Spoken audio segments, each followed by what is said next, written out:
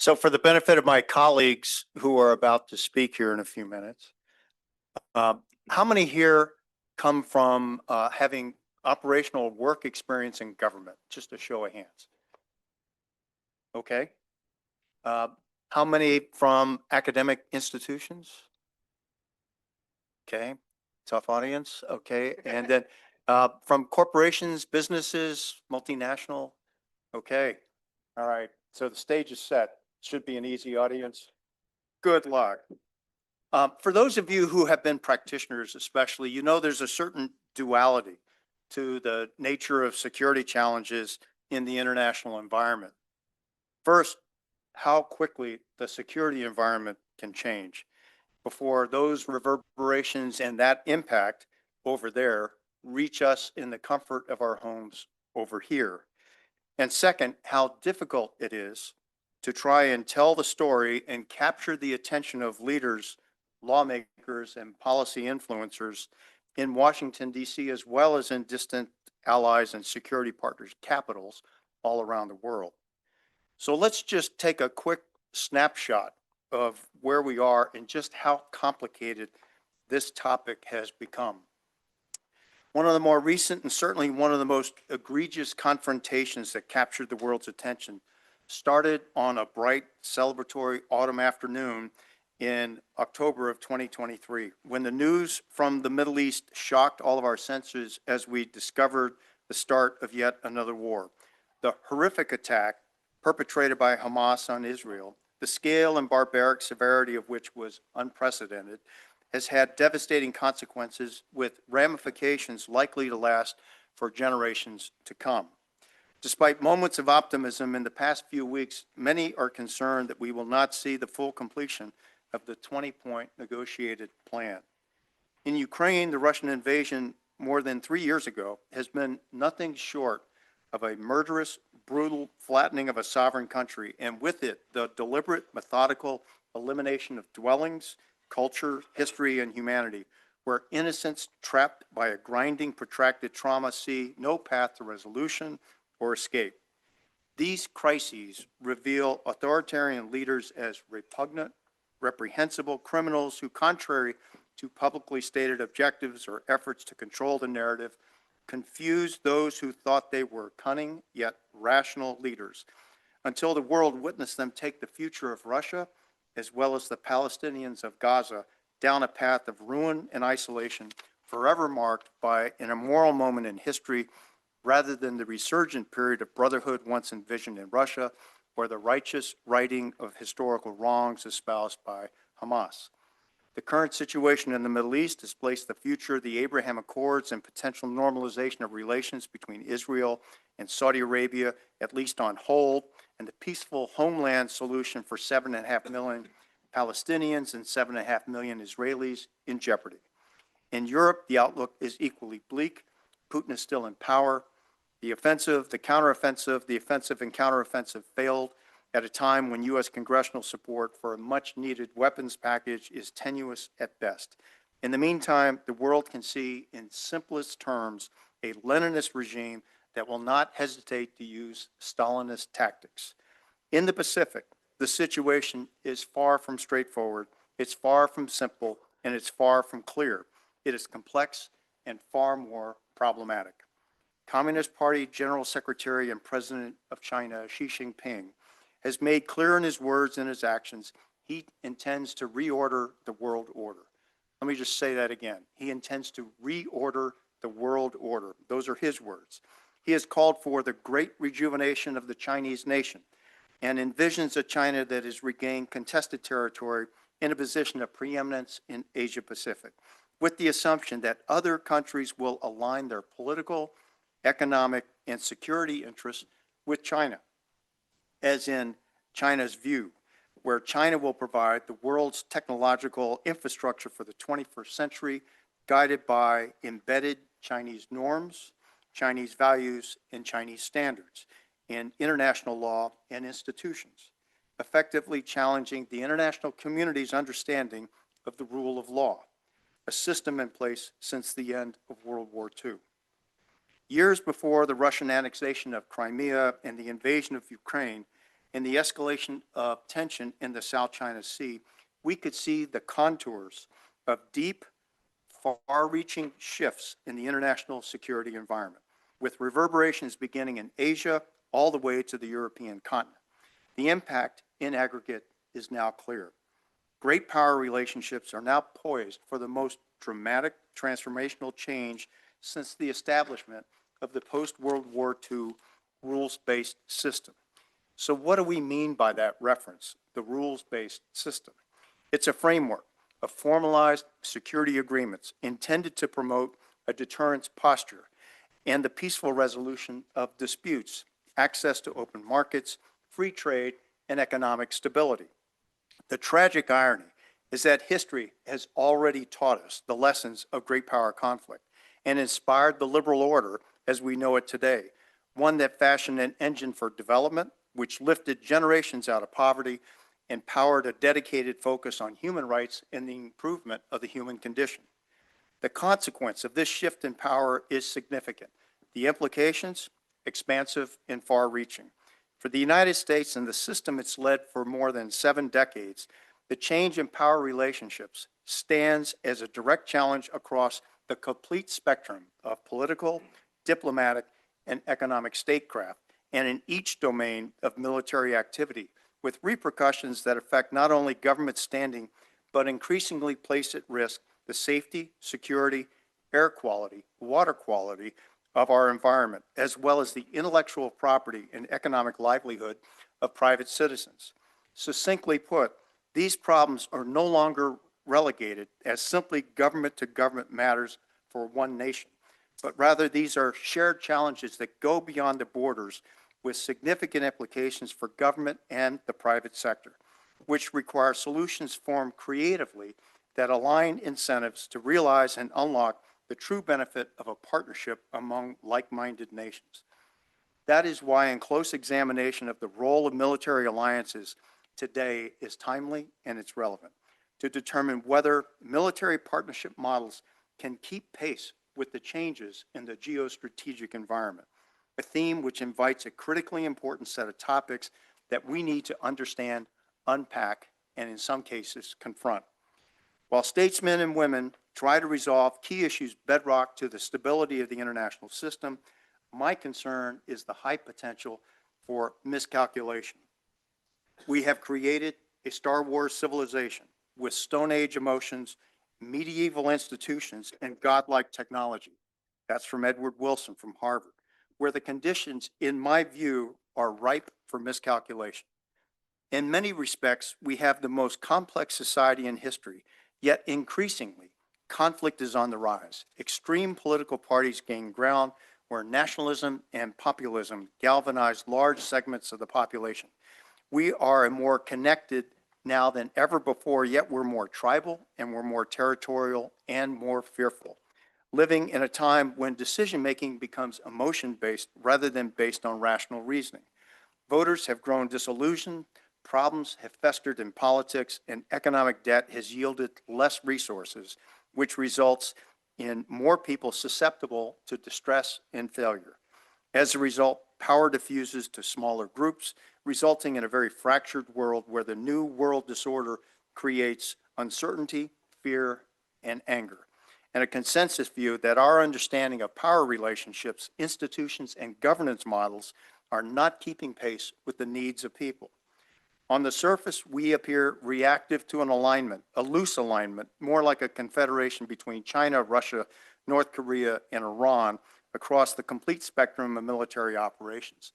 In today's session, I think we'll make the case, amid all the noise around the U.S. political environment, that we cannot lose track of our #1 priority and investment, and that is in the relationships that give us the ability to set the stage for true security, and with it, the true improvement of the human condition. Interstate behavior has always played a prominent and defining role in multinational security operations. Throughout history, nations have attempted to preserve or promote self-interest through associations with other countries. When groups of states have sought to maximize the ability to protect themselves or their interests, these conspicuous aspects of interstate political life intersect with issues of security. This dynamic has resulted in the construction of remarkably disparate military coalitions among culturally and linguistically diverse countries. In the assembly of each, political decision makers and military commanders had essential and mutually supporting roles because of the actions of one would have consequences for the interest of the other. Today, we have two very gifted scholars who will help us seize the moment and evaluate from different perspectives the role and the value of military partnerships in Asia and Pacific. In order, we will first hear from Professor Tom Christensen from Columbia University, who formerly served as the Deputy Assistant Secretary of State for East Asia and Pacific Affairs, responsible for the U.S. government relationship with China, Taiwan, and Mongolia. Afterwards, I will then invite Professor Michael Cohen from the Australian National University to offer his perspective from down under, where he has published scholarly work directly related to our topic today. We are indeed very fortunate to have you both here today. Professor Christensen. Thank you, Admiral Walsh, for the gracious introduction, and thanks to Steph Recchia for having me here. It's good to be here with a distinguished lineup of colleagues. I'm going to talk about Taiwan security, and I want to say this is a conference on alliances, and I'm going to say Taiwan is not an ally, and I'm going to say that Taiwan should not be an ally, but I really care about Taiwan security. And caring about Taiwan security means you care about U.S. alliances, and I'll talk about the alliances that contribute to Taiwan security along the way. My colleague at CSIS, where I'm a Pritzker Chair, Victor Cha, who is the president for geopolitics there, couldn't make it. If you want to, in the Q&A, I'd be happy to talk about the U.S.-ROK alliance and also the U.S.-Japan alliance. I'll touch upon them here because, as I suggested, alliances are very important to the U.S. ability to protect Taiwan from attack. But today I'll talk about Taiwan security, which is multifaceted, but I'll focus on how to deter the People's Republic of China from attacking Taiwan. That's going to be the focus of my talk. We have been successful in this mission, remarkably successful, thanks to the contributions of people like Admiral Walsh at Pacific Fleet, in deterring an attack on Taiwan. For decades, we've been successful. The last time the PRC used force against Taiwan assets was in 1958. So that's a long history of success. It's getting more difficult to deter attack on Taiwan for a range of political issues, political trends across the Taiwan Strait on both sides, and military trends across the Taiwan Strait on both sides. But I believe it's still possible. But since I'm an academic, I'm going to start with a theory. And the theory comes from the Nobel Prize-winning author Thomas Schelling about deterrence. And Thomas Schelling says something that a lot of policymakers and a lot of academics have forgotten, that deterrence has two components, not one. And the first component you'll be familiar with, which is a credible threat. A credible threat is necessary of effective intervention or a painful response to an aggression or an action that is unacceptable to the country that is deterring the target. You have to have credibility, both in terms of capabilities and resolve to credibly threaten. But he also reminds us that deterrence is a bargain. It's not a war, it's a bargain. And that in order to fulfill this bargain successfully, you have to have credible assurances attached to the credible threats. And that is, you need to assure the target of your deterrent threat that if the target does not adopt the proscribed behavior, the aggressive behavior that you have labeled as unacceptable, that it won't be punished anyway, that you won't take away its interests anyway. And it's the combination of those two in U.S. deterrence policy going back into the early 1970s that has led to the success in keeping the peace in the Taiwan Strait. The credible threat has been provided by a combination of arms sales to Taiwan and to security cooperation with Taiwan to foster a more effective military in Taiwan, which is a part of the deterrent credible threat, and a strong U.S. military regional presence, and economic relations with the PRC by the United States and its allies and partners that would be harmed by a conflict launched by the PRC. All of those things are things that the PRC has to worry about if it uses force against Taiwan against the will of the United States and its allies and partners. But the credible assurances have been equally important. Political restraint in Taiwan, that it is not moving in the direction of de jure independence for the island, permanent separation from the Chinese nation, and in the United States, that the United States does not support formal Taiwan Declaration of Independence in a unilateral way, and that the United States is not restoring the alliance that the United States had with Taiwan before 1979, and the abolition of which was a precondition for formal diplomatic relations with the People's Republic of China. And that's why I say that Taiwan is not an ally of the United States, and why I think it would be dangerous, because there are a lot of voices in the United States that want us to treat Taiwan as an ally. It would be dangerous not just for us, but for Taiwan, for us to declare that Taiwan was an ally. The restoration or the maintenance of a credible threat of military response by Taiwan and its international friends becomes more difficult because of the increased capacities of the People's Liberation Army of the PRC. New military capabilities need to be created and deployed in the region, and this makes the need for credible assurances all the more important, because the process of creating those new military capabilities is going to be provocative. It is necessary. Sometimes you have to be provocative. But it makes it much more difficult to assure that the purpose of those new capabilities is not to support Taiwan independence from an American perspective, or in the case of Taiwan, to move towards permanent separation in a unilateral fashion. The last administration in Taiwan under President Tsai Ing-wen was very successful at mixing these two elements.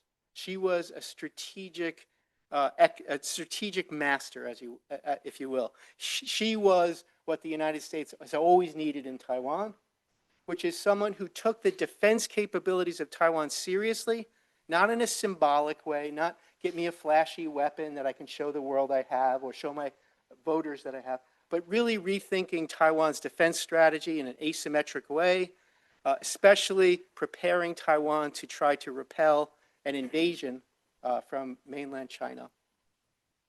And at the same time, even though she comes from a traditionally pro-independence party, she avoided unnecessarily provocative political measures that would incite the PRC into taking actions against Taiwan. So that was a good news story for 8 years for the United States, and Taiwan ended up in a better place in terms of its security under her leadership. The current leader, President Lai Ching-te, has continued to enhance the military and societal preparation for a fight to deter the PRC, particularly from an invasion. This includes increasing defense spending to higher levels as a percentage of GDP. But I would argue that he's been far less disciplined than his predecessor in discussing cross-strait relations and avoiding unnecessary provocations of the PRC in the political realm, and that's something to watch. In the last several years, the United States itself has become less disciplined, in my opinion, in pronouncing our one China policy, our traditional one China policy. And our traditional one China policy has worked, and it includes the following aspects.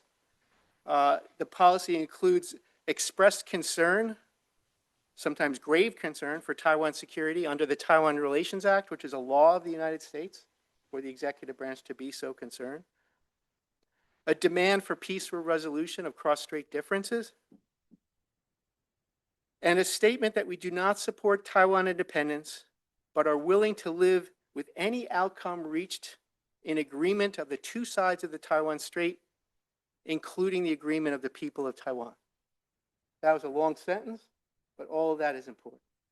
Any outcome's okay with us. It's not our business. You've got to settle it peacefully and in a way that's consensus of both sides of the strait, including the people of Taiwan. Why? Including the people of Taiwan, because Taiwan is a democracy. Right? So it can't just be an elite decision.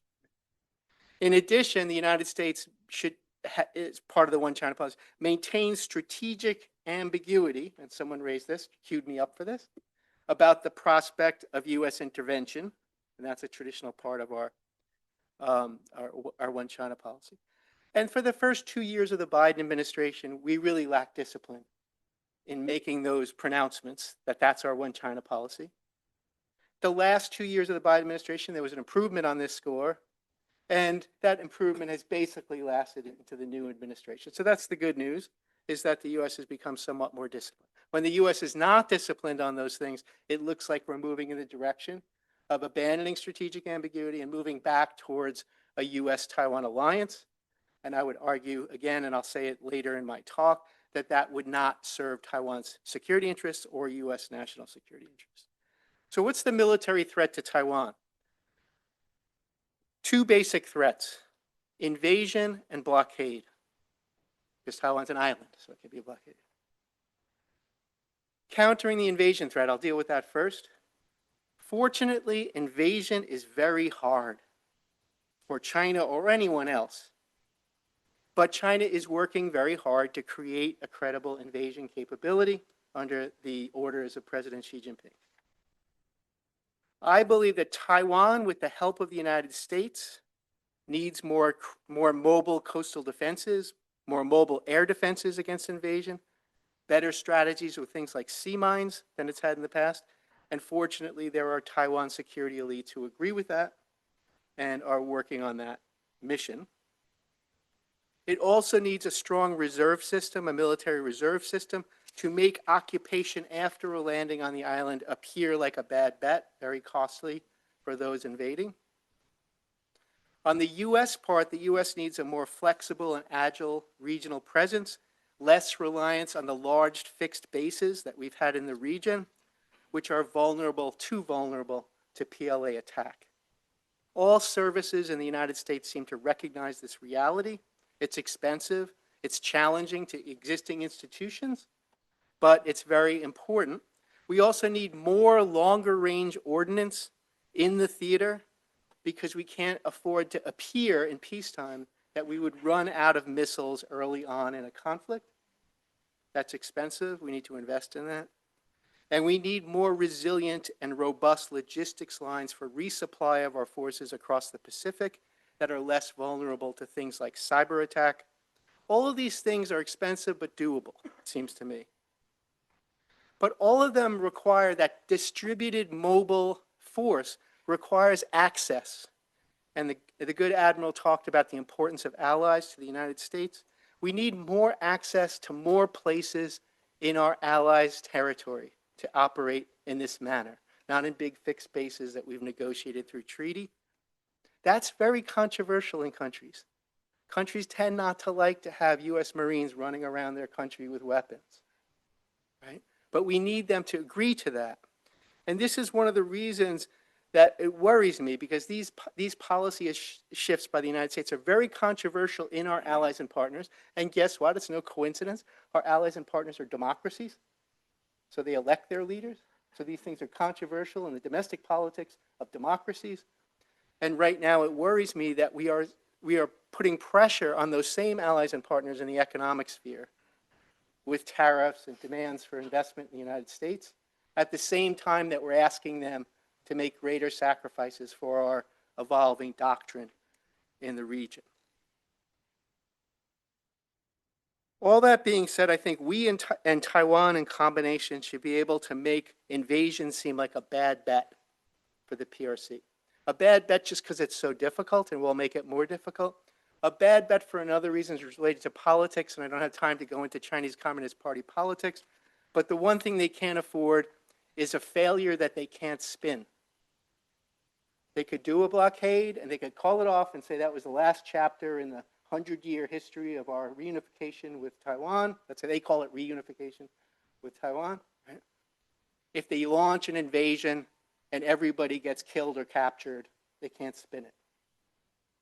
They can't spin that as somehow a success for China. Right? So it's dangerous politically also. So we ought to be able to deter an invasion, even though they're preparing for one. That's the good news. Now the bad news. Blockade. I mentioned blockade. In many ways, a blockade is much easier for the PRC to execute against Taiwan than an invasion. It's much harder for Taiwan and the United States in combination to counter. And it is my opinion, after 13 years as a consultant for the Pentagon, as a former senior official in the State Department, that if a blockade were launched by the PRC, it would hold. In other words, normal commercial traffic would not go in and out of Taiwan ports. That's the standard I'm holding. I'm not saying that the Chinese Navy wouldn't suffer. I'm not saying that a couple of ships wouldn't get through on occasion with medicine or something like that. But normal commercial traffic in and out of Taiwan would halt if the PRC so wanted to do that. The U.S. can punish the PRC militarily in response. It can punish the PRC economically in response. It would be escalatory, of course, if that happened, but I don't think the United States and Taiwan in combination can prevent the PRC from stopping normal commercial traffic in and out of Taiwan. So for Taiwan's part, because of this blockade threat, Taiwan needs societal resilience. And it needs to convey that societal resilience in peacetime to the PRC, to let the PRC know that it's not just going to fold like a house of cards if a blockade is launched against it. And in the past, there just hasn't been a lot of serious thinking about this in Taiwan. Fortunately, the last two administrations in Taiwan have started thinking about this. And there's this term whole of society resilience, and they're thinking about these types of problems. And we should, the United States should encourage that. They need strategic reserves of key materials. They need to prepare their public psychologically that this could be a horrible time where it's dark and hot on Taiwan. And that they need to prepare their military and civilian officials to help with the distribution of scarce resources. And as in most countries, the Taiwan military and civilian authorities don't have that tight set of cooperative fiber, if you will, connecting them. So they need to develop this. There isn't enough thought in Washington, including in the Pentagon, in my opinion, to think about how we would respond to a blockade, because there's a overly intensive focus on invasion. And it's kind of logical, because invasion looks like the worst case scenario, and good military leaders like Admiral Walsh have to think in terms of worst case scenarios. But I would say, as a civilian observing the strategic environment, in a strange sense, invasion is the best case scenario, because it's the hardest thing for the PLA to pull off, and it's the easiest thing for us to counter. We don't have good answers for blockade, and we need to think hard about that, about what it means that the PRC has this capability.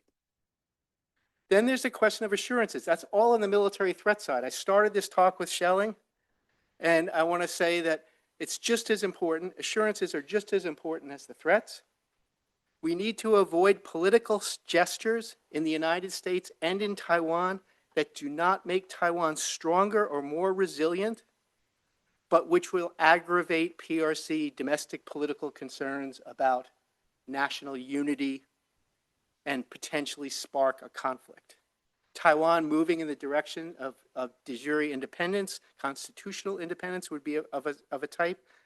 The U.S. appearing to recognize Taiwan as a sovereign state or moving back in the direction of a U.S. ROC alliance would be another such gesture.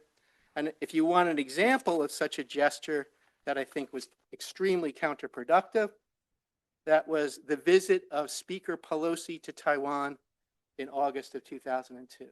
I studied this problem for a long time. This was a very bad day for the United States. Why? China responded with this. Admiral Walsh can correct me because he's a naval warrior, but this looks like a blockade to me. This is how I always imagined a blockade. These were joint operations of sophisticated, planned joint operations by the People's Liberation Army against Taiwan, near Taiwan, in a way that we've never seen before, including air power crossing that median line that you see in the middle in large numbers. PLA hasn't pulled back since then. Why is this a mistake? It's not a mistake because we needed to do this and we have to suck it up and we have to stand up to the PRC. It was a mistake because the PRC needs to practice this stuff to get better at it. We provided them an opportunity to do that and to blame the United States in third countries around the region that they did it because of what we did. Now, you don't have to believe that. Unfortunately, the capitals around the region did believe that the PRC did this because of what we did. We provoked them into this. It was unnecessary.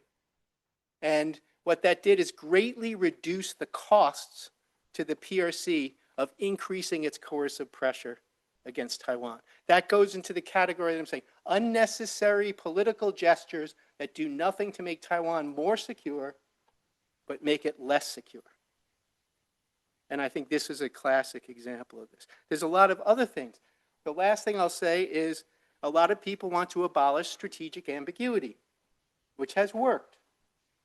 And they argue that, look, in the Korean War, we weren't clear and they invaded South Korea. We should be clear, we will respond. And every once in a while, President Biden kind of blurted out, we will defend Taiwan no matter what, because they're like a NATO ally. It's factually inaccurate that they're a NATO ally or they're like a NATO ally.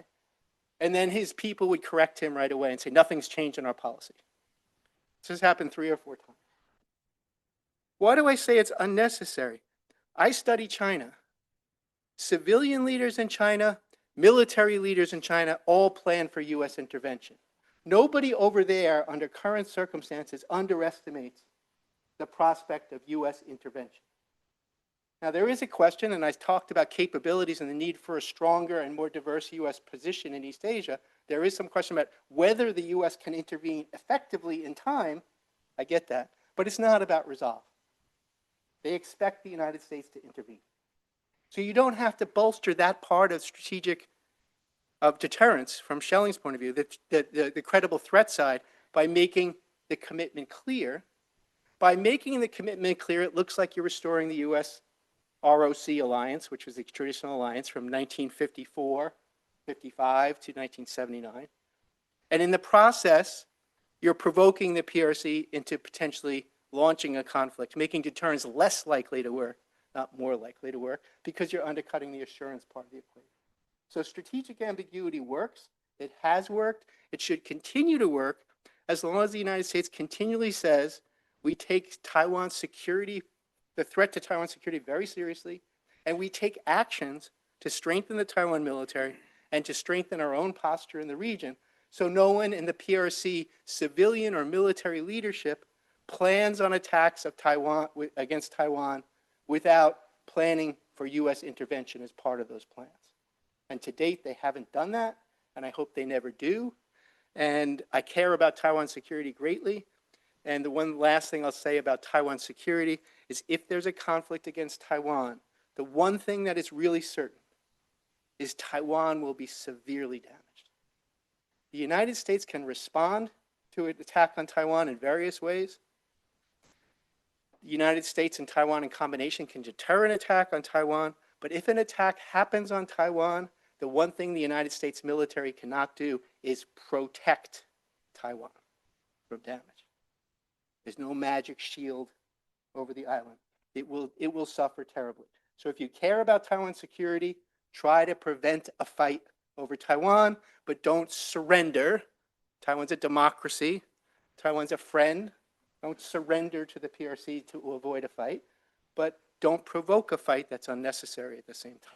That's the sweet spot, and I'll end with that. And thank you very much. And if you do want to talk about Korea or Japan, I'll stand in for my friend. I'm less knowledgeable than my friend Victor Cha at CSIS, my colleague there, but I know some things about those alliances as well. And in terms of the alliances, the controversial things, we need more access to more places in Japan for our forces. We need more access to more places in the Philippines for our forces. And we need the Koreans, and I'll finish with the Koreans, we need the Koreans to allow U.S. forces in Korea to be used for more purposes than just deterring an attack from the north, from North Korea. We need them to be available for other operations. And if we can have all those things, we'll be in a much better place to implement this more distributed mobile doctrine that all of the services are working on. And all of those things are very controversial in those countries. All of those countries are democracies.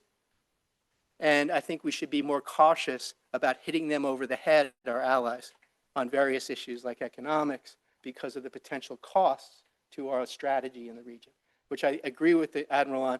If the balloon goes up in East Asia, it's going to be a disaster for the world. It's going to be a disaster for Europe.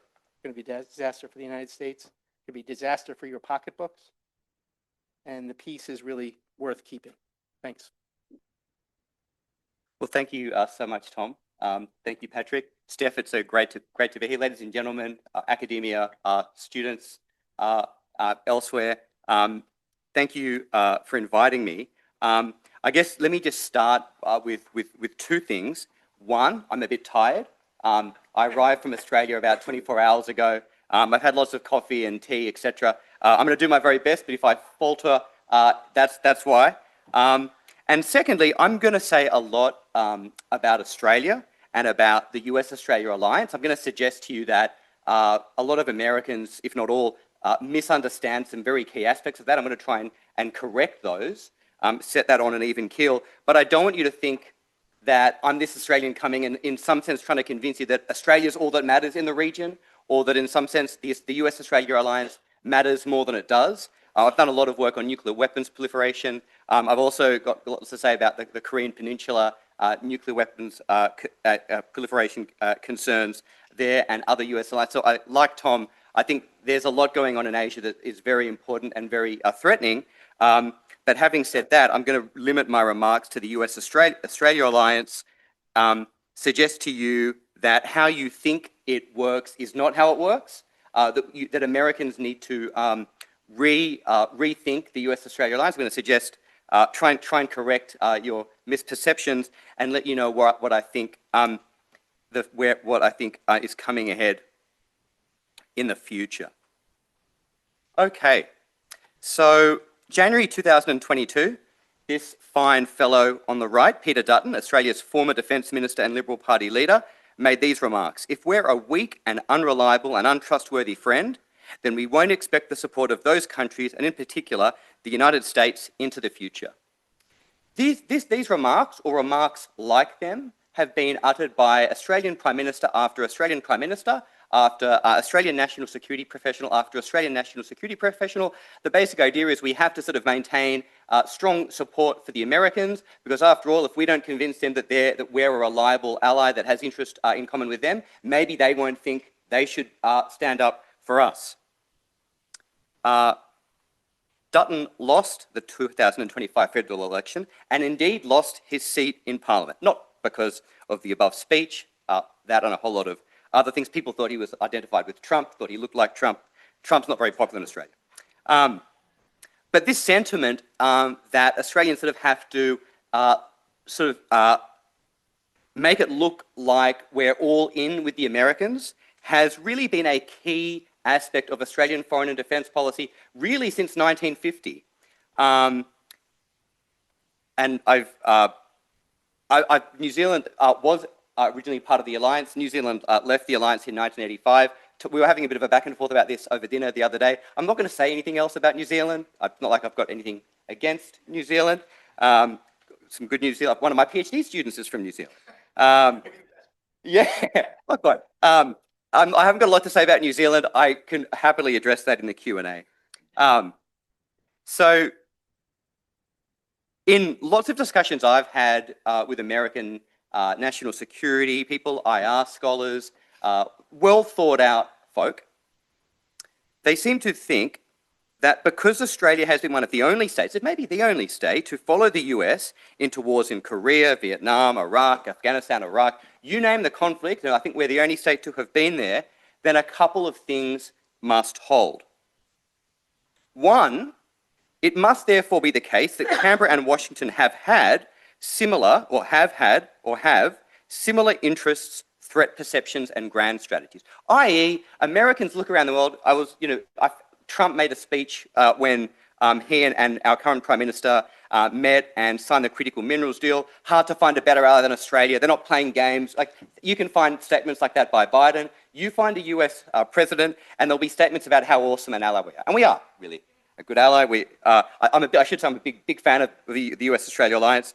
And secondly, many seem to conclude that because of all this, if there is another conflict involving the US in our region, Canberra will be there. Maybe one of the only states will be there, but Canberra will be there. So I did my PhD at UBC and spent a lot of time in North America and did a lot of work on nuclear weapons proliferation. I've been back in Australia now for about 9 years. I very much miss coming here. One of the things I've done is finished writing another book about the US-Australia alliance that addresses a lot of these questions. Everything I'm about to tell you is based on archival documents that I've gathered from College Park, Maryland, the Truman Library, the Johnson Library, the Kennedy Library, the National Archives in London, and a few collections in Australia. What have I found? At least for most of Australia's history, has Australia had shared interests and threat perceptions that the US has had? Have we seen the world similarly? No, we have not. There've been, or at least not as much as you probably think. But China is changing that and is causing a good deal of convergence. Secondly, will Australia follow the US into another conflict in our region, just as Australia followed the US into Korea, Vietnam, Iraq, Afghanistan, Iraq, etc.? Maybe. Not obviously, yes. Certainly not, and this is the crucial point, not according to the reason why Australia joined previous wars. And I'm going to shed light on what that was and explain to you why that doesn't really hold anymore. What's going to loom large is a desire to maintain Indo-Pacific. Sometimes I'm going to talk about the Asia-Pacific, sometimes I'll talk about the Indo-Pacific. I'm going to use those two terms interchangeably. It will almost certainly be about maintaining Indo-Pacific order, stability, and deterrence. But a lot's going to depend on what the US and China have already done in a crisis and how Australians think what the future US role in the region is going to look like. When it came to the Korean War and the war in Vietnam, Australia joined without really much concern for actually the dynamics on the ground. There was some concern, but an overriding concern was to convince the Americans that we would be good allies. Actually, what was going on the ground didn't matter too much, actually. And in all the records that I found, there's many more, for example, archival records of Australians saying, how many Americans have died in Korea? How many Australians have died in Korea? Oh, Australians have died, and it looks like about as many Australians have died as how many Americans have died. That's good. We should keep that happening. We should send the Australians to the areas where they're dying so it looks like we're being a good ally. How's the conflict on the ground going? Oh, that doesn't really matter. Doesn't matter. All that matters is that we look like we're going to be a worthy ally.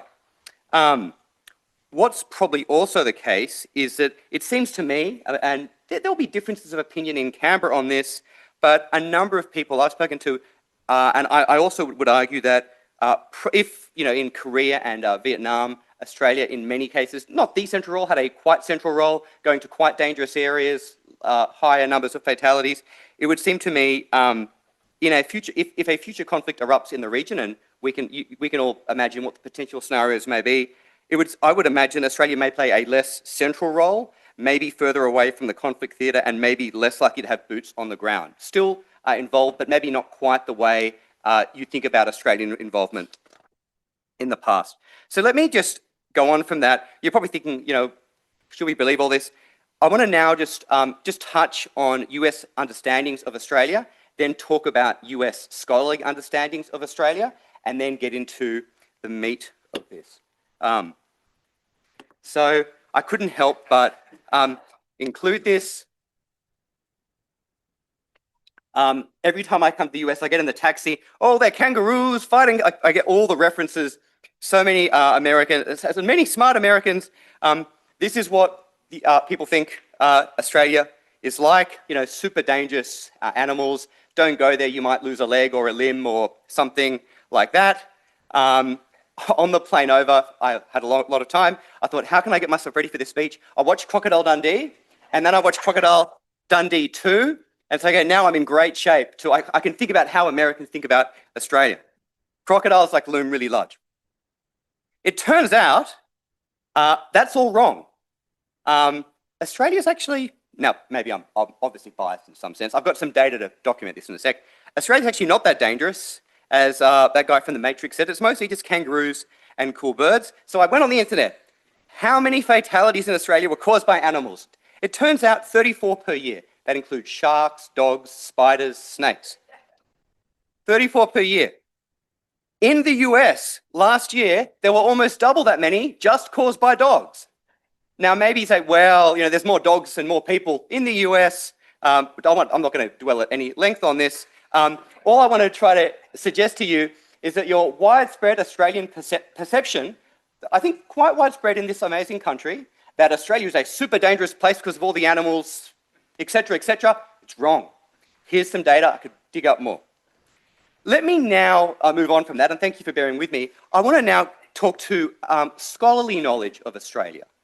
And this comes from my book. What I've essentially done here is try to get a track of how many articles on Australia are appearing in mainstream scholarly journals and how many articles on other important countries in our region also appear in mainstream scholarly journals. Now, we can debate what the mainstream journals are.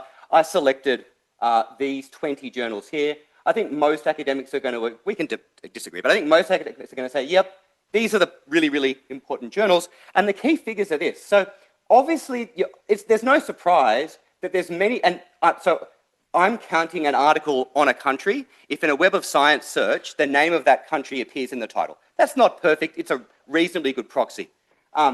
There's no doubt that there's, it's not surprising, there's way more articles on China than Japan, North and South Korea, and Australia. But what's interesting is what proportion of them are published in mainstream journals? About 1 in 10. And for Japan and the Koreas, it's it's just a little bit under that. And so and one of the reasons for this is we now have, thanks to amazing work by Tom and Victor, who I wish could be here, very elegant, theoretically refined scholarship on international relations that applies it very deeply and carefully to Japan and Korea and China, North Korea, South Korea, and Americans, thanks to this amazing work, have a really good understanding of how alliances work in those parts of the world. But not so much Australia. The same, obviously there's fewer articles on Australia, no real surprises there, but it's while 10% appear in the major, articles on China appear in the major journals, only 1 in 40. And what's happening is if you look at this bottom figure, almost half of the articles on Australia appear in 3 Australian journals that Americans don't read. And so that which is being published on Australia isn't really being read, which I'm all trying to explain to you, you don't get Australia. That's why I'm doing this. Whereas, of course, there's much less of a concentration in the other 3 countries in those countries' main journals. And so regarding how dangerous it is to go to Australia and regarding scholarship, or regarding the danger, you guys are wrong. It's actually a safe place. You should go visit. And then regarding scholarship, there's good reasons why I'm suggesting to you Americans don't have as theoretically refined and empirically supported an understanding of Australia as they do of US alliances with other countries in the region, and it's that to which I hope to now put the rest of my talk.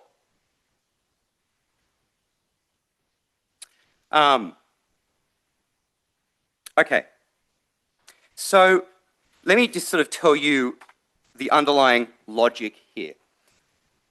A lot of people think, why did Australia follow the US into all these wars? Because we saw the world similarly. I'll tell you what I think is really going on, and this is based on lots of evidence from the archives, lots of engagement with theory. If you are a great power and I'm a weaker state, and I want an alliance with you, not because I'm going to be attacked by some state next to me, but maybe I was ravaged by World War II, and I've got a healthy fear of the future, and I want an alliance with you, but for various reasons, you want to give me one. You might have bigger fish to fry elsewhere. You might have bigger concerns with other great powers. You might not fully trust me. You might not think I'd actually put up a good fight. There'd be all sorts of reasons why you may not want to extend an alliance offer to me. If that is the world, and it turns out that was the world Australia found itself in at the end of the Second World War, how can you, what is the best way to get an alliance with a great power that doesn't want to give you one? It turns out a really good way to do it is when that great power finds themselves fighting a war, you join that war with not everything you've got, as much as you can, because it's what international relations scholars call a costly signal of assuring the great power you see the world the way they do, you're willing to extend blood and treasure, and you can do this over time. And maybe if you do that, this great power might say, you know what? we might offer you an alliance. Now, this actually is, it's much more complicated than that, as the book that I was talking about before gets at. For example, if I fight in your war, you might turn to me and say, well, you fought without an alliance, why can't you do it again? Why do we need to give you an alliance? And there's all sorts of complicating dynamics that you buy my book and you learn all about it. But this was the driving logic of Australian foreign policy that really has been so central to it for most of its history since 1950, and which mainstream IR scholars and US policymakers, etc., really need to get their head around. So there's so much data I've gathered that supports this. I've got a slide on the Korean War, a slide on the Vietnam War, to just give you a taste of this, and then move on to the present.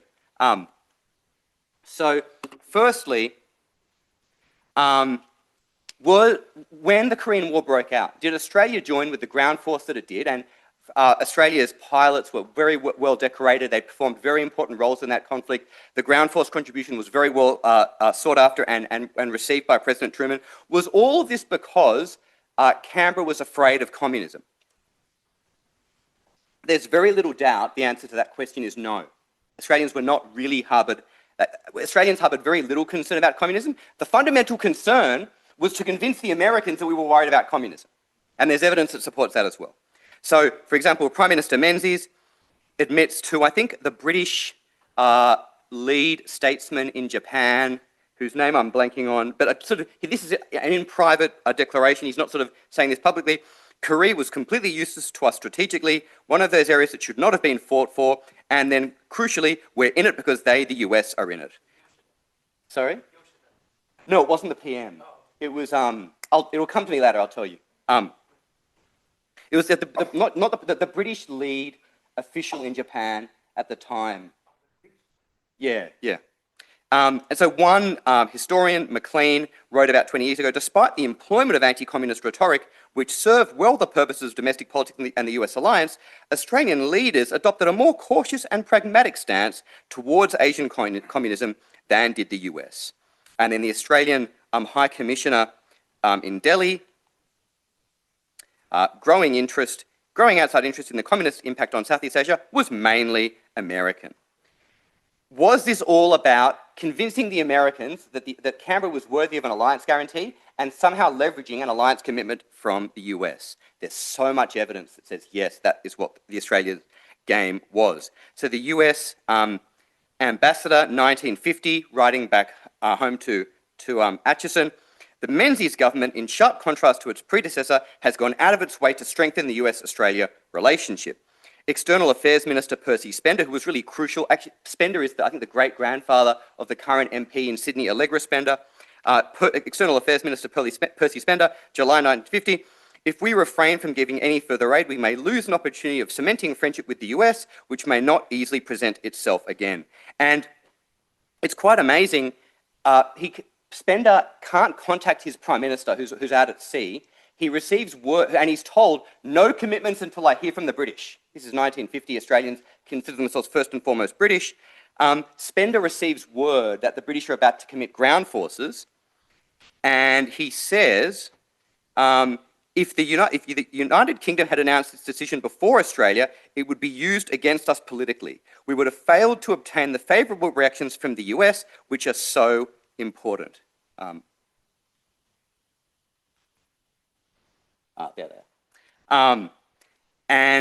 So he does this without his Prime Minister knowing, and it seems because of this actually has to resign his post as External Affairs Minister in the coming months. The official historian of the Korean War says the 3rd Regiment, that's Australia's ground forces, were deployed to Korea in the interest of Australian-American diplomacy. I've already explained to you that the Australians were much more concerned about fatality comparisons and how the fight was going. And then this next quote is maybe one of the most important ones. This is Spender himself in March 1951. Australian policy is directed fundamentally towards the acceptance by the US of responsibility to assist in the protection of Australia. This policy implies deliberate cultivation of all reasonable means of demonstrating the accord of the two peoples. For obvious reasons of geography and relative power, it is necessary for Australia to cultivate the US interest in our welfare and confidence in our attitudes. We are arguing in the face of substantial United States interests and distractions which make Australia a matter of relative disinterest to her. This is well before Trump. There is a presumption to rate it no higher that a demonstration by Australia that she has the capacity and willingness to provide further forces in Korea would improve the atmosphere in which the United States considers a guarantee of Australian security. And I would argue that that statement by Spender probably might be the most important statement of summarising Australian foreign and defence policy over the next 70 years. And of course, we actually do end up getting the alliance. If I had more detail, I would also outline how probably what scored us the alliance is less the fight in Korea, but signing up to a lenient Japanese peace treaty, which we also did around the same time. So that's Korea. Now, I could hit you with much more historical evidence. I'm not going to do that. Maybe you're falling asleep as I'm getting livened up. I've just got just a few data points on Vietnam. What's going on here is Australia has an alliance, but it's what I would call, in the title of my book, an ambiguous alliance. Dan Ryder has a book that sort of makes a similar claim. The bottom line is that whilst these alliances are very important, they deter conflict, they also allow ways for the US to avoid entrapment and doing things that the US may not want to do. But this has caused statesmen in countries like Australia to pull their hair out and wonder what are the Americans actually committed to do, if anything at all? Because if you look at the treaty text, it says something like, we will consult on dangers to the Pacific area according to our constitutional processes. And the Australians are like, well, what happens if the constitutional processes permit you from doing anything? What is the Pacific area? Is Indonesia the Pacific area? And if I had more time, I could share with you how there's been a lot of attention about elderly statesmen. In one noteworthy example, Admiral Harriman, a former Democratic statesman, comes to Australia at the age of about 71 or something, makes a claim that the US is sort of all in on Australia, and the Australians are like, wow, no one's ever said that before. We've got this. President Kennedy becomes worried that he might be entrapped. He substantially walks the US commitment to Australia back, basically gives a document to the Australians months later saying, you're worried about the Indonesians? Ground forces, forget about it. Air forces, forget about it. We might send a ship.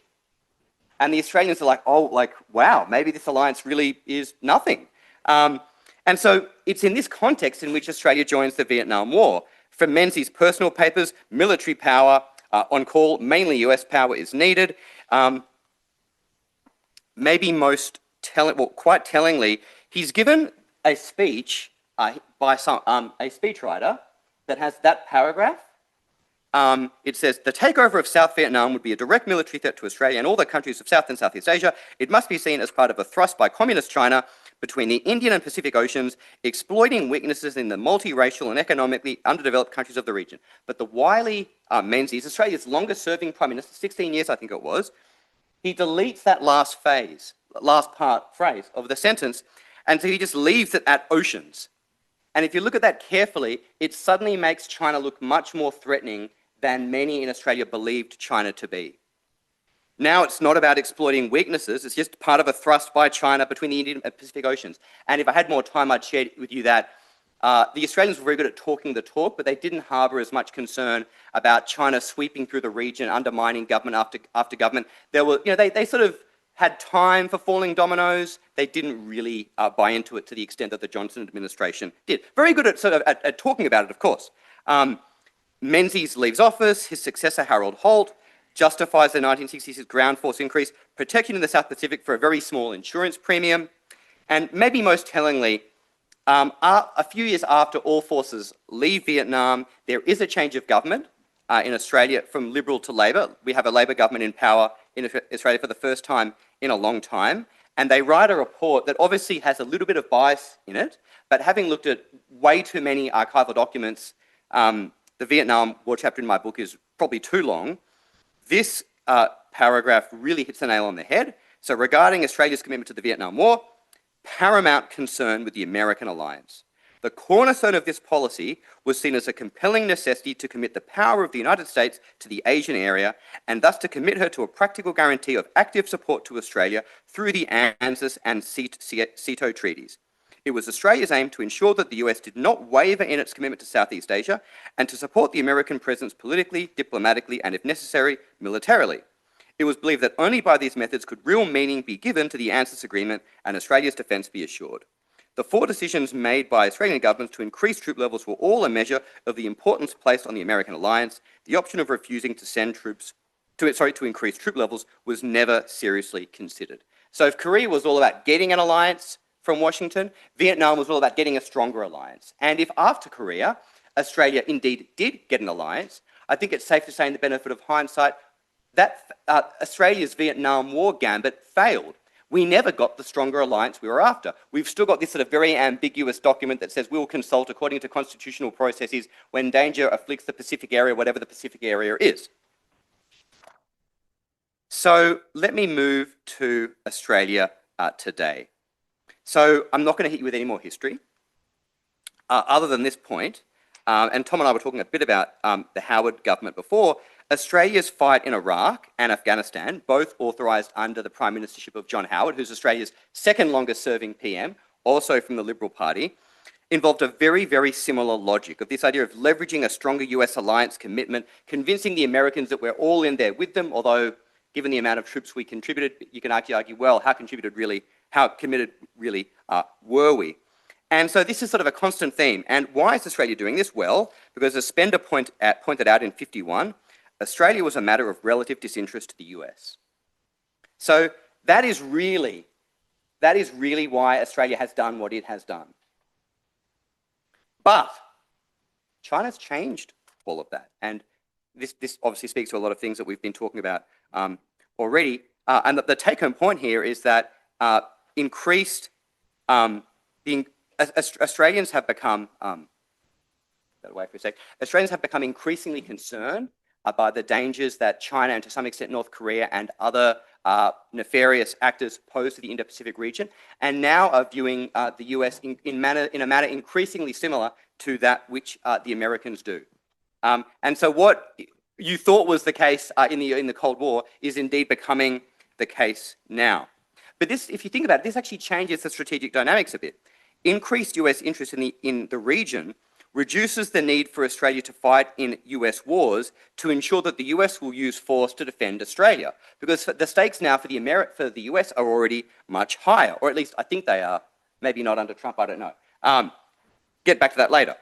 The US already has a strong interest in using force to defend Australia, given Australia's important role and absent anything that Australia does. So it's many suspect or know that if there's any entry of US forces in the Indo-Pacific, given how vulnerable bases close to China are, Australia may loom increasingly large. There's already important bases and intel facilities already stationed in Australia that are of much use and importance to the US.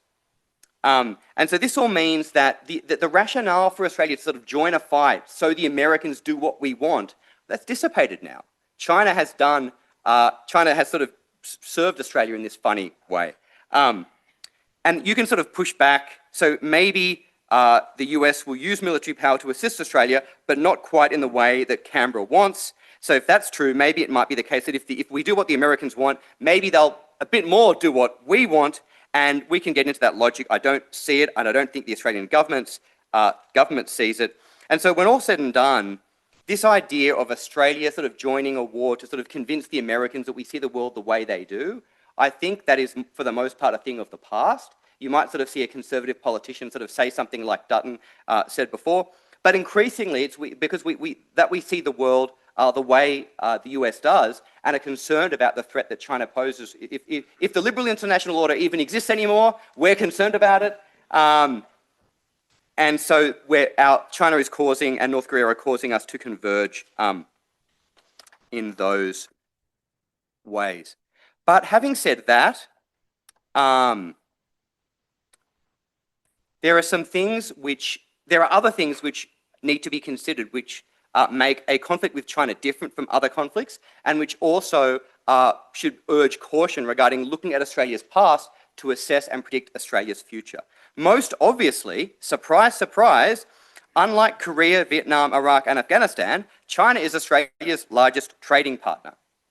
The US is Australia's only ally, other than New Zealand, and New Zealand rears its head again, and now Papua New Guinea, and also our largest foreign direct investment partner. And so for a long time, the prospect of a conflict in Taiwan, where I think Richard Armitage, famously in 2003, said, "We expect you to come and die for us," This has sort of been the elephant in the room plaguing Australian foreign and defence folk, because it's one thing to go to Iraq and Afghanistan, but a conflict involving China, where you've got the American alliance at stake on one hand, but our largest trading partner on the other hand, that's a really tough trade-off. It's something that for the most part we'll just sort of put in the corner, see if we can kind of avoid it and just hope that the problem will go away. And it's, surprise, surprise, still with us. But as China's challenge to the region has increased, more Australians, and especially I would put the turning point around about 2016, and so our former PM, Malcolm Turnbull, made a speech at Shangri-La talking about the importance of upholding the rules-based order, the ability to not be coerced. There's lots of other quotes. I think this might be the point where you can argue that more and more Australians became more supportive and opposed to the game the Chinese, the Xi Jinping at least, is playing. And so there's other data points I could refer to. So Lowy Institute polling every year looks at Australian support of the US and the American alliance, and year after year there's very, very strong support. So I think 70% or high 60s, low 70s support of the US alliance, but interestingly very high dislike of President Trump. Which may also be a reason why Dutton lost the election. Everyone thought Dutton looked like Trump, and the opposition sort of said, if you vote for Dutton, you get Trump. And so now we have Albanese for probably a long time. So Australia's approach to a US conflict or a China conflict or a China-Taiwan conflict will be fundamentally influenced by many factors germane to the conflict. Rather than Korea and Vietnam, we'll sort of send troops, get the flag there, and not be too worried about dynamics on the ground. Now, what we do will be influenced by a number of factors.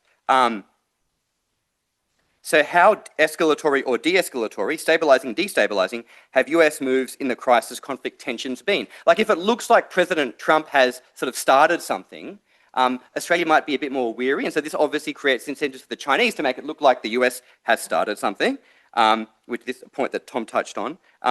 What is the likely future US and military and economic crucially role in the region? If it looks like the US is kind of on the way out, these forces of isolationism are having their way, Australia will be a lot less concerned because they think, well, it's going to be China in the future. Why should we fight against China now? What's the state of US alliances with Japan, Korea? Are they still in existence? What's going on with them? How does the US balance in advanced technologies and military capabilities compare to China's? Does the US maintain its AUKUS bargain, which I'll get to in a moment? The critical minerals deal signed recently is promising, but major questions remain. I've got 2 more slides. I'll go through them quickly. So let me just talk. So this is now, I'm now sort of getting at big future challenges for the alliance going forward. One is AUKUS, which is not ANZUS, not an alliance. It's a technology sharing agreement. The agreement whereby the US and the UK help Australia acquire nuclear-powered, but not nuclear-armed, I should emphasise, not nuclear-armed, submarines. This is now, and I've spoken to some Americans about this, I think they get it. This is just so central to Australia's defence strategy and planning. Australia for a long time has had troubles acquiring submarines that work and are cheap and don't blow out our budget. We had an agreement with the Japanese, cancelled that, had an agreement with the French, cancelled that, annoyed the French. Then former Prime Minister Morrison got an agreement with Biden and the British PM Sunak to help Australia acquire nuclear-powered submarines at a huge cost, well, at least as far as Australians are concerned. So this dominates Australian strategic discussion. It's not surprising, and it's normal that this obviously doesn't occupy as much headspace in strategic discussion in this country. There's so much else going on, but in Australia, it's just so large. One important point here is that when Labor came to power, given the Labor Party's recent long-standing attentiveness to nuclear disarmament, nuclear non-proliferation, many of us, including myself, worried or suspected that after Albanese returned to office, he might qualify AUKUS in some way, change it in some way, appoint a nuclear non-proliferation ambassador or something like that to signal that we kind of, in some sense, weren't quite as all in with AUKUS as we were with Morrison. That did not happen. We're just as in with AUKUS under Albanese as we were with Morrison. And I think after Albanese won the election, he jetted off to the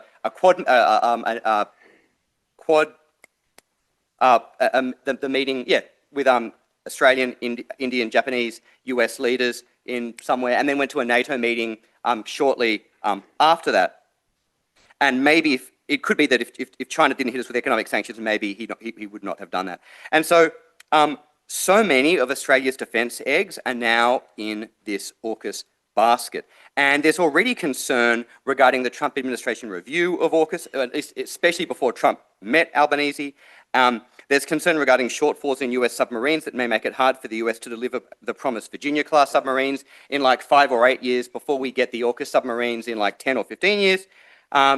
If the US doesn't deliver the first 2 Virginia-class boats, or if we don't get the AUKUS ones, the Australian government will be open to a major domestic political attack on the US alliance. I mean, I'm not talking about a foreign attack, although that may be true as well. I'm talking about, how a political opposition party say, you've thrown out all our eggs with the Americans, whom we love, but these submarines haven't materialized. And so if anyone in this country wants to exacerbate Australian concerns about the US commitment to Australia and maybe the Indo-Pacific, a really good way to do this is to not live up to AUKUS commitments, because everyone in Australia is hoping that these commitments will be kept good. Another thing which isn't on this slide here, but also worth briefly pointing out, AUKUS is about the nuclear-powered but not nuclear-armed submarines. Tier 2, which involves a bunch of advanced technologies, hypersonics, AI. Okay, final slide. Also important. So just on the text, and then I'm going to finish. Thank you for being so accommodating. So I've talked about how ambiguous it is, and I wonder if it is now time to clarify more specific commitments that both Washington and Canberra would commit to do under particular conditions.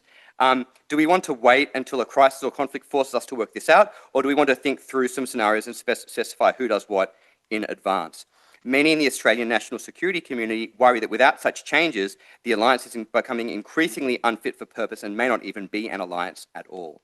So can we find some greater specifications that further deterrence and reduce US entrapment risks? This may be hard and impossible at the US end, given how the inability to have treaties changed and ratified, and maybe AUKUS is the best that can be done, but even small successes here would find much support and sympathy in Canberra.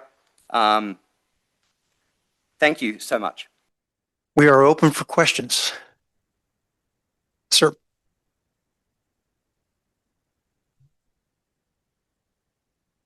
Yeah, the microphone is good. My name is Charles Koo, and I have a question for Professor Christensen. You mentioned Taiwan is not an ally of the United States, and it's better not an ally. Why would you say that? Because we people in Taiwan, they always thinking Taiwan is, United States is an ally of Taiwan. And the second question, what do you think, United States should do to keep the peace in between China and Taiwan? So I tried to lay out in my talk, I can't repeat my entire talk about how the United States should take actions in conjunction with Taiwan to keep the peace across the strait. Not just keep the peace, but protect Taiwan's security. The United States and the Republic of China were formal allies from 1954 until 1979. We're not formal allies now, but that doesn't mean Taiwan's security is not of grave importance to the United States. I consider Taiwan a security partner. This doesn't work. It sounds loud to me because it's in my head, right? Taiwan is a security partner of the United States. The United States cares terribly about Taiwan security, but I think the act of declaring Taiwan as a formal security ally of the United States would not enhance deterrence, as I said in my talk. I think it would undercut deterrence.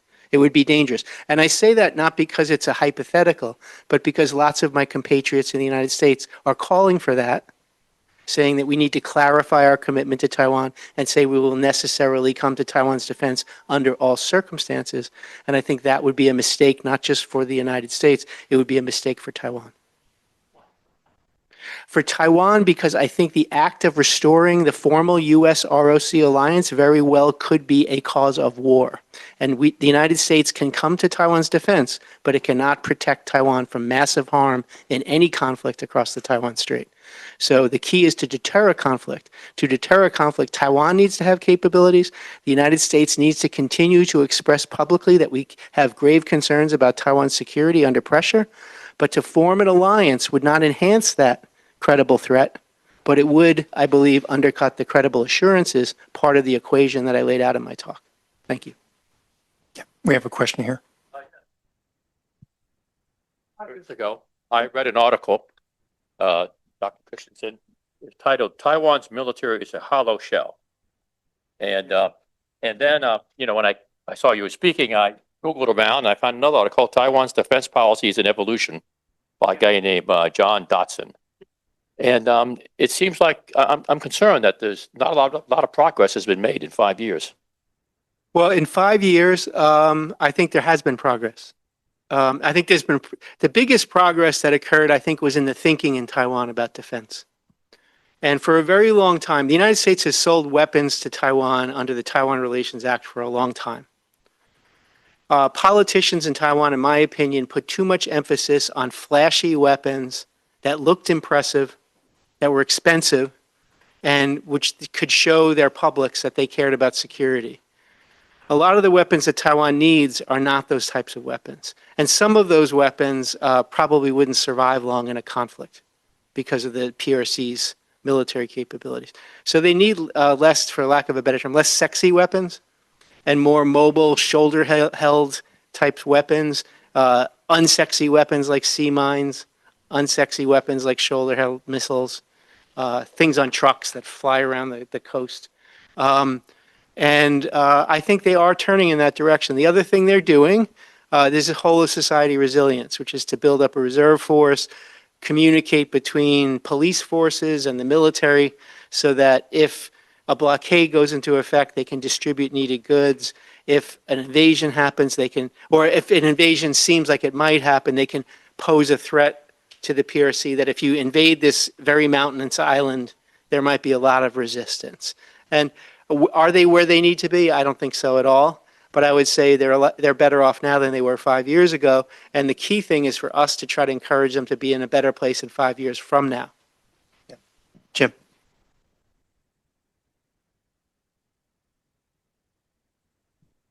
Well, you promised to come back to this, but since we have Admiral Walsh here, Tom Christensen here, we have to say something about Japan and Korea and what role they play in our alliance and how they help us avoid a conflict in the Taiwan Straits. I'll talk about Japan and Korea, but Michael can do it as well, I'm sure. So Japan plays a critically important role because a large number of our mobile dispersible forces in the region are based in Japan, as Admiral Walsh knows. Japan has come a long way itself in its defense posture. A big moment was in 2015 when then Prime Minister Abe included collective self-defense in his interpretation of the Peace Constitution of 1947, which we wrote, which means that Japan can help the United States fight in areas other than Japan. Before that, the alliance was very, very lopsided. The United States was obliged to come to Japan's defense. Japan wasn't really obliged to do anything outside of Japan to help the United States. That's really changed. Another thing that Japan has done, which is really important, is Japan has started to develop long-range strike weapons, which is very appropriate for its defense needs, both at sea and on land. It's much easier to fight against missiles by attacking the place where the missile is than it is to defend them while they're in the air, when you think about North Korea. And long-range strike weapons for ships as well is appropriate for their defense. I've felt that way for a long time. They've moved in that direction. So I think Japan's in a better place. And Japan has been working with the United States so far with this more controversial access strategy of mobile forces. I was in Japan last year for interviews, and I turned on the news. and I saw a U.S. ship has visited a port that that a U.S. Navy ship has never visited before, and they had a nice celebration, and I'm thinking, this is the distributed force. This is part of a strategy. It's not just a party in this town. The Navy needs to be accustomed to working in new places, and the Japanese population needs to be accustomed to the Navy working in new places. So this was good. It was a good day. In Korea, the challenge that the United States faces is that we have this distributed mobile strategy for the region. The South Korean government for a very long time has wanted and almost demanded that U.S. forces in Korea, Air Forces, Navy, Army, large Army, focus on North Korea and only North Korea. That they're not part of regional stability operations. And that's something we're trying to convince the Koreans has to change. And that's going to be controversial. I was in Korea 2 weeks ago. That's going to be controversial in Korean politics. That was made very clear to me. But we're going to have to push this despite that controversy. And it's hard to do that while you're pounding them with tariffs and demanding them to fork over a lot of money, right? And I prioritize the military security issues over whatever those economic disputes are. I don't think this is a good way to handle those economic disputes, but that aside, I prioritize this military security aspects first. And I worry about that. I really worry about it. And the last thing I'll say is I'm going to go very far afield here. I think the only thing I might have disagreed with in the earlier panel was I think NATO, one of the things the Biden administration did very well, I was critical of the Biden administration in my talk, they strengthened the NATO alliance, they strengthened the alliances in Europe. The Koreans and the Japanese met together at Camp David. That was extraordinary. We wanted that. I was in the Bush administration. We wanted that very much, and it was very difficult to get. It was a big breakthrough. And the other thing that happened is that Koreans and the Japanese were showing up at NATO meetings, and NATO was sending envoys to Japan and Korea. This was really important because if a conflict happens in East Asia, one of the costs that can be raised to China is economic sanctions. And China has deep economic relations with all of these countries. But they have to kind of all be on the same page. Europe is never going to project military power to Asia in any significant way, but it can project economic power. But it has to be on the same page, and it has to care about the same security threats that the Asian countries care about in order to line that up. So I don't like the idea that in the current administration, some people have suggested Europe should worry about Europe, Asia should worry about Asia. And the last example is Ukraine. A lot of people said, don't give weapons to Ukraine because you need the weapons to protect Taiwan. Don't want to use everybody in Taiwan across the political spectrum, and Taiwan's very polarized, wants the United States to support Ukraine. They'd be scared out of their minds if the United States abandoned Ukraine because they would feel like they're next. And in deterrence, there is nothing more important. Forget all the weapon systems. There is nothing more important than morale for deterrence. So we can't afford to undercut Taiwan's morale by abandoning Ukraine. It's a simple kinetic physics logic that if we use a weapon to help Ukraine, we're somehow depriving Taiwan of security. It's not that simple. The world is interconnected. We live in a globalized world. People may not like that, but that's the reality. No, I've spoken a lot. I'll leave it to you. So I'm going to start with China's opened more doors than they've closed for us. And it's largely because, and you were in the seat at the time, right around this 2008, 2009 timeframe, they got off script. So they were no longer hiding their capability or biding their time because there was a global recession. They had 2.7 trillion in foreign currency reserve. They had the Olympics. And so they felt like now is our time because our model continues to succeed while everyone else fails. The UN Law of the Sea was then requesting claims for the underwater shelf, and everybody was making their claim, and that's when we see the revelation of the 9-dash line. And that's when all of this starts to really come to a head with very coercive language and very aggressive behavior on the part of the Chinese armed forces. Where Japan is today with the United States is largely because of China, I think, and because of the very aggressive way that China has behaved towards the Japanese in the Senkaku. And and the overflights and the testing of territorial waters, testing the Japanese self-defense force response. And in many respects, when we look at where Japanese foreign policy is going, it's in real alignment with the United States in ways that I wish I would have been able to enjoy when I was the fleet commander. Thank you, China. And China's reaction to the Russian invasion of Ukraine and supporting Russia really scared not just Europeans, it scared Koreans and Japanese as well. And they actually did military exercises off of Korea and Japan together. While Russia was invading Ukraine, China and Russia did military exercises off of Korea and Japan. That was frowned upon in those countries. So we have alliance opportunities today in ways that we never really had before, and that's largely because of Chinese behavior. Yeah. Jay. Just one sentence. Maybe also worth mentioning, as I briefly alluded to the Quad, there's a lot of attention in Australia now to the Quad, the relationship between the US, Australia, Japan, India. Obviously, it started as a tsunami relief mechanism some time ago, but look at how it's evolved. And look also at the US, Australia, Japan trilateral and a lot of the sort of deterrence efforts and initiatives it involves. Both involve Japan, and it's not clear that many would have foreseen this coming some time ago. I think, Jay, you get the last question.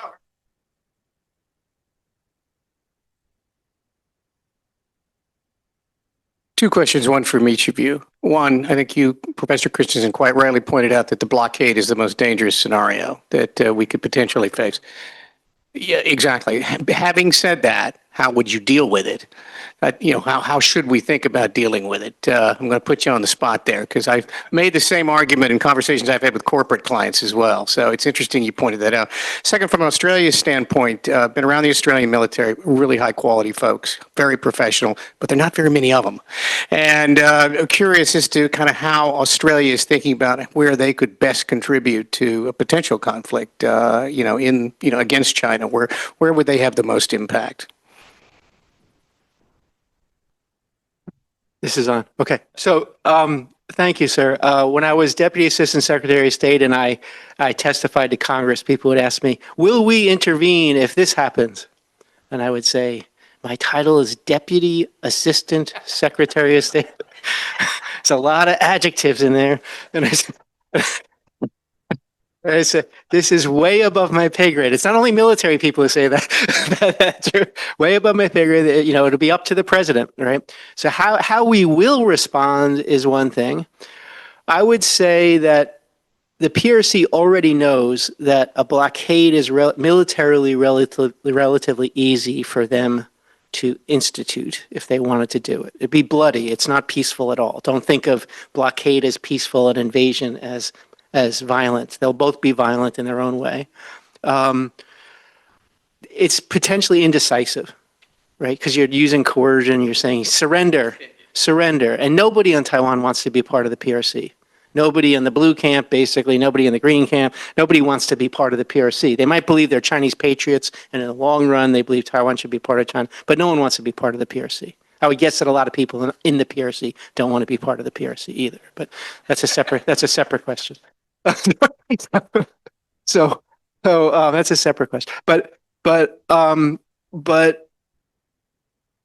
they have to know that it's potentially a long-term painful thing, not just painful for Taiwan, but for themselves. And one of the things the Biden administration did, which I think was smart, was that it distributed this report from a group called the Rhodium Group in New York. Yeah, so the Rhodium Group did a very good report. They did a report that wasn't published, that I have read, but they did a report that's published. I'll talk about the published one. And it talked about the cost to the world economy of a blockade of Taiwan.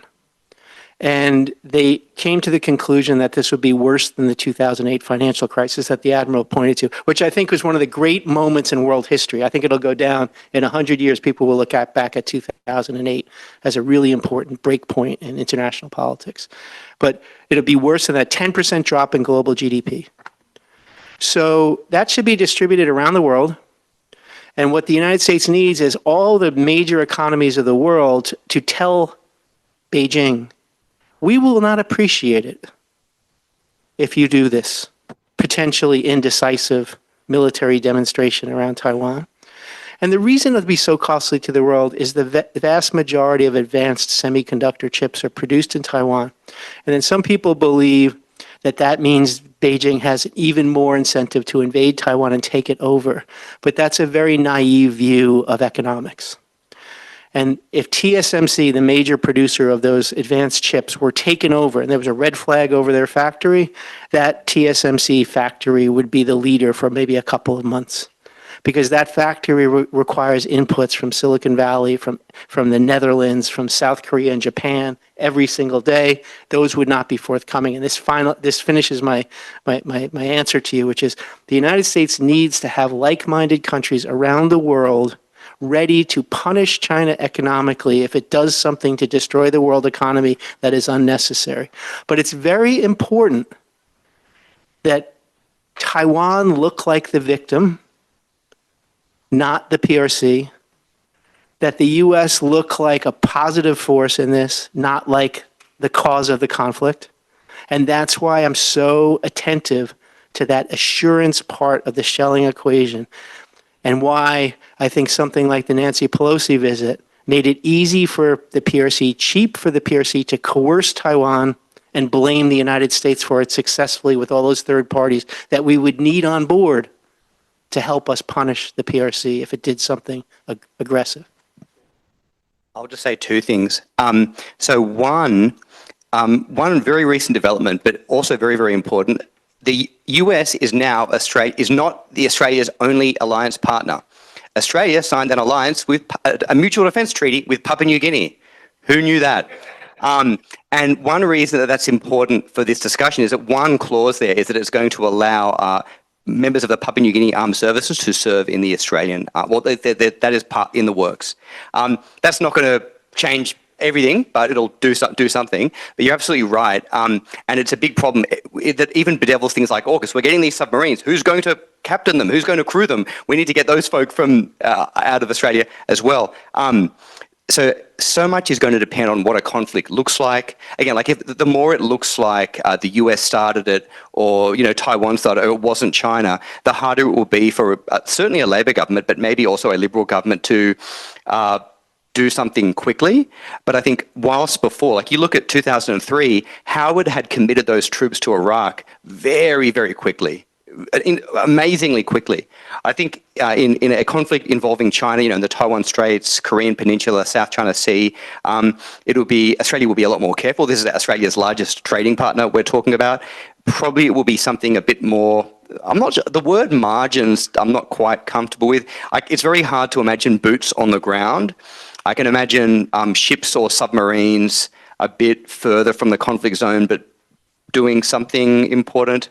How many submarines are we actually going to be able to have there? Well, we haven't got the AUKUS submarines yet, so I know it'll be something a bit further away from the central conflict zone, I can probably say now, but so much depends on the parameters of the conflict, who started it, what it looks like, etc. Thank you all for a wonderful and informative discussion.